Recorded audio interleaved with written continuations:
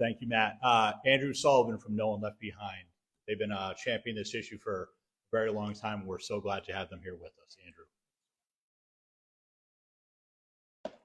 So firstly, thank you so much for joining us. Thank you to the VFW for hosting us, the Legion for their incredible support, really all of the veterans here. And thank you to the senators that are here.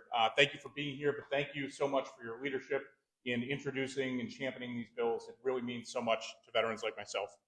My name is Andrew Sullivan. I'm the Director of Advocacy at No One Left Behind. Before that, I was lucky enough to serve as an Army infantry officer for just under a decade, and was lucky enough to serve alongside some truly incredible people in both Iraq and Afghanistan, local nationals that were vital to our success there. Last week, I had the honor of testifying before the House Foreign Affairs Committee. The roundtable hearing focused on Taliban reprisals against our Afghan allies. My testimony detailed how we had received, and this is just No One Left Behind, but No One Left Behind had received 242 reports of murders by the Taliban against people that had served the U.S. mission. That's just us. That's a huge undercount. The scope of the violence, the scope of the threat is far greater than that. The members there were rightfully in shock, and they asked the question, how did this happen? How do we fix it? And the answer is Congress can fix it. We had members of Congress asking us, how do we address this problem? And the answer is through legislation.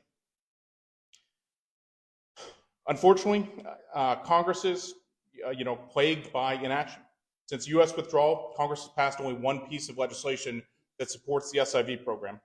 It was a paltry authorization of an additional 4,000 visas. Despite veterans, service members, faith leaders, really the whole of society pleading for us to do more, to pass the Afghan Adjustment Act, to pass the Afghan Allies Protection Act, Congress has not acted in any meaningful way. Those two bills that I just mentioned, they're bipartisan, they're bicameral. They were introduced in the 117th Congress. They've been introduced in this Congress. They've not received any markup in the Judiciary Committee. They've not progressed at all. One of the things that I think was really the most crushing for me personally was at the end of 2022, as the Senate was considering the FY23 appropriations bill, the Afghan Adjustment Act was introduced as an amendment by the great senators you see up here. It was bipartisan. It did not get a vote. Political expediency killed it. The Senate did not vote on that amendment, and they adjourned without supporting our Afghan allies. They were worried about inclement weather coming in, so we couldn't support those Afghan allies then.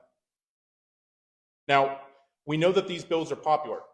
Thanks to our great friends at With Honor and Ipsos, they did a poll. 90% of Americans from across the political spectrum support this bill, and yet we've been unable to take action. So this is the time. It's too important that Congress allows this opportunity to pass once again. We can't allow the pattern to repeat itself. This is yet another slap in the face to the Afghans who served alongside us, to the veterans who supported them, to the veterans dealing with acute moral injury because of leaving their brothers and sisters in arms behind. So it does not have to be this way. Congress has the potential to help. I urge all of the members of the Senate to stand with our great senators here and to pass this important legislation.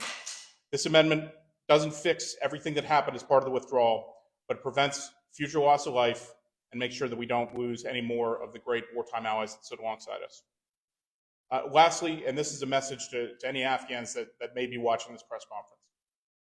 If America fails you, if the US government fails you, if members of Congress, not these ones, but the other ones that are back in the Capitol, if they fail you, I'm sorry. But I promise you that No One Left Behind, the VFW, the American Legion, 830,000 US veterans that served in Afghanistan, we will not forget you. We will not leave you behind. Thank you.